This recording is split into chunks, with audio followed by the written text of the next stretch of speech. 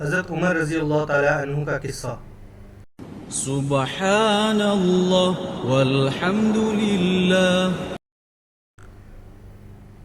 حضرت عمر رضی اللہ تعالی عنہ جن کے پاک نام سے آج مسلمانوں کو فخر ہے اور جن کے جوش ایمانی سے آج 1300 برس بعد تک کافروں کے دل میں خوف ہے، اسلام لانے سے قبل مسلمانوں کے مقابلے اور تکلیف پہنچانے میں بھی ممتاز تھے۔ نبی اکرم صلی اللہ علیہ وسلم کے قتل کے در پہ رہتے تھے۔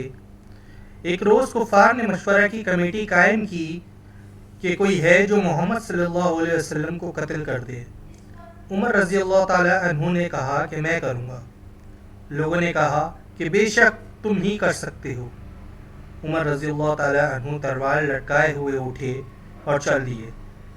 اسی فکر میں جا رہے تھے کہ ایک صحاب قبیلہ زہرہ کے جن کا نام حضرت سعد بن ابی وقاص رضی اللہ تعالی عنہ ہے اور بعضوں نے اور صاحب لکھے ہیں، ملے۔ انہوں نے پوچھا کہ عمر رضی اللہ تعالی عنہ کہاں جا رہے ہو؟ کہنے لگے کہ محمد صلی اللہ علیہ وسلم کے قتل کے فکر میں ہوں، نعوذ باللہ۔ سعد نے کہا کہ بنو ہاشم اور بنو زہرہ اور بنو عبد مناف سے کیسے مطمئن ہو گئے، وہ تم کو بدلے میں قتل کر دیں گے۔ اس جواب پر بگڑ گئے اور کہنے لگے کہ معلوم ہوتا ہے تو بھی بے دین یعنی مسلمان ہو گیا ہے، لا پہلے تجھی کو نمٹا دوں۔ یہ کہہ کر تلوار سونت لی، اور حضرت سعد رضی اللہ تعالی عنہ نے بھی یہ کہہ کر کہ ہاں میں مسلمان ہو گیا ہوں، تلوار سنبھال لی۔ دونوں طرف سے تلوار چلنے کو تھی کہ حضرت سعد رضی اللہ تعالی عنہ نے کہا کہ پہلے اپنے گھر کی تو خبر لے، تیری بہن اور بہنوئی دونوں مسلمان ہو چکے ہیں۔ یہ سننا تھا کہ غصہ سے بھر گئے اور سیدھا بہن کے گھر گئے۔ وہاں حضرت خباب رضی اللہ تعالی عنہ جن کا ذکر باب نمبر 6 پر گزرا، کواڑ بند کیے ہوئے ان دونوں میاں بیوی کو قرآن شریف پڑھا رہے تھے۔ حضرت عمر رضی اللہ تعالی عنہ نے کواڑ کھلوائے۔ ان کی آواز سے حضرت خباب بن الارت تو جلدی سے اندر چھپ گئے، اور وہ صحیفہ بھی جلدی میں باہر ہی رہ گیا جس پر قرآنی آیات لکھی ہوئی تھی۔ ہمشیرہ نے کواڑ کھولے۔ حضرت عمر رضی اللہ تعالی عنہ کے ہاتھ میں کوئی چیز تھی جس کو بہن کے سر پر مارا، جس سے خون بہنے لگا، اور کہا کہ اپنی جان کی دشمن تو بھی بددین ہو گئی۔ اس کے بعد گھر میں آئے اور پوچھا کہ کیا کر رہے تھے اور یہ آواز کس چیز کی تھی؟ بہنوئی نے کہا کہ بات چیت کر رہے تھے۔ کہنے لگے کیا تم نے اپنے دین کو چھوڑ کر دوسرا دین اختیار کر لیا؟ بہنوئی نے کہا کہ اگر دوسرا دین حق ہو تب۔ یہ سننا تھا کہ ان کی داڑھی پکڑ کر کھینچی اور بے تحاشا ٹوٹ پڑے اور زمین پر گرا کر خوب مارا۔ بہن نے چھڑانے کی کوشش کی تو ان کے منہ پر ایک تماچا زور سے مارا کہ خون نکل آیا۔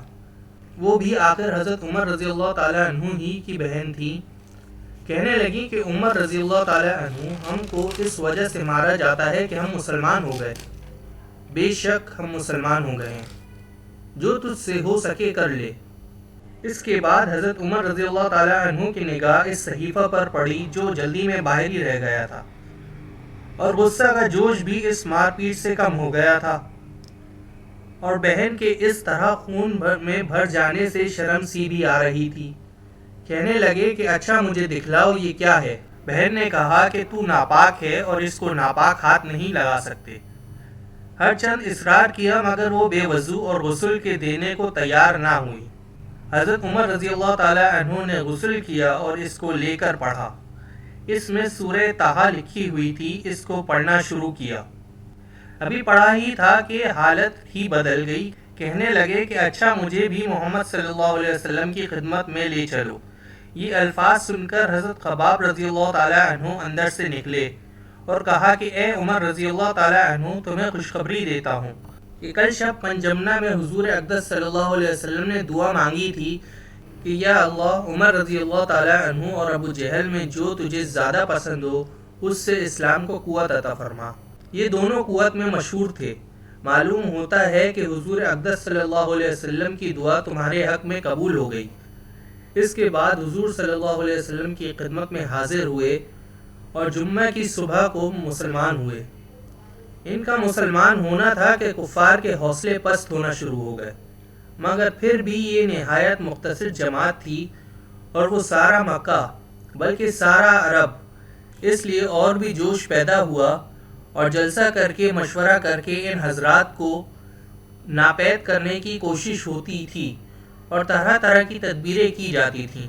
تاہم اتنا ضرور ہوا کہ مسلمان مکہ کی مسجد میں نماز پڑھنے لگے۔